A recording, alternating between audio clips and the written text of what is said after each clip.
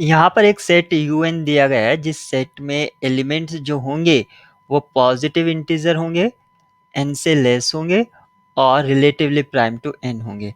इसका मतलब वो सारे पॉजिटिव इंटीजर जिनका GCD n के साथ 1 है वो UN में आएंगे। इस तरह से UN एक ग्रुप फॉर्म करता है अंडर मल्टीप्लिकेशन मोडुलो n, और n इक्वल टू 248 के लिए हमें बताना है कि UN में कितने एलिमेंट्स हैं। तो सबसे पहले UN सेट जो यहाँ पर दिया गया है इसको हम सेट बिल्डर नोटेशन इस तरह से लिख सकते हैं। इसमें वो सारे एलिमेंट्स आएंगे जो जिनका GCD n के साथ 1 होगा और ये सारे पॉजिटिव होंगे। x क्या है, सारे positive integer and less than n, strict less than n। अगर यहाँ पर इक्वेलिटी हमने लगा दिया तो उसका GCD 1 नहीं होगा, तो यहाँ पर इसलिए इक्वेलिटी को हम रिमूव कर देते हैं। तो ये इसका सेट बिल्डर नोटेशन यहाँ पर हमने लिख लिया। अब हमें U248 में ये बताना है कि इसमें कितने एलिमेंट्स होंगे।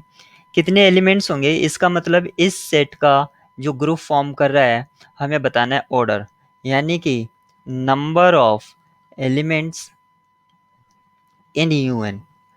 और number of elements in UN जो है वो हम इजीली फाइंड आउट कर सकते हैं एक फंक्शन के द्वारा जिसको हम आयलर टॉटन फंक्शन या आयलर फाई फंक्शन कहते हैं। Euler phi function. तो सबसे पहले एक ग्रुप के ऑर्डर की बात करी गई है, तो मैं यहाँ पर आपको बता दूं कि आखिर इस तरह के प्रॉब्लम को सोचते कैसे हैं, हाउ टू थिंक। सबसे पहले आपको एक पॉइंट रिकॉल करना है, order of the group, order of the group. दूसरा पॉइंट आपको रिकॉल करना है order of the element, order of the element. और इन दोनों में क्या डिफरेंस है ये भी आपको पता होना चाहिए। आयलर फाई फंक्शन जो तीसरा पॉइंट है वो आपको पता होना चाहिए, आयलर फाई फंक्शन। और इसको फाइंड आउट करने के लिए यानी कि इसका वैल्यू कैसे फाइंड आउट करते हैं, इसका वैल्यू, तो इसके लिए एक वैल्यू है, फार्मूला आप कह सकते हैं वैल्यू फाइंड आउट करने के लिए। तो जैसे यहाँ पर दे रखा है आपको UN, तो सबसे पहले n को फैक्टराइज कराइए, इसके प्राइम फैक्टराइजेशन मान लीजिए P1 K1 into P2 K2 P3 K3 इस तरह से है। तो हम फाई n का जो वैल्यू होगा वो किस तरह से लिख सकते हैं, n into 1 minus 1 upon P1 1 minus 1 upon P2 into 1 minus 1 upon P3। इस तरह से हम इसका वैल्यू फाइंड आउट कर सकते हैं।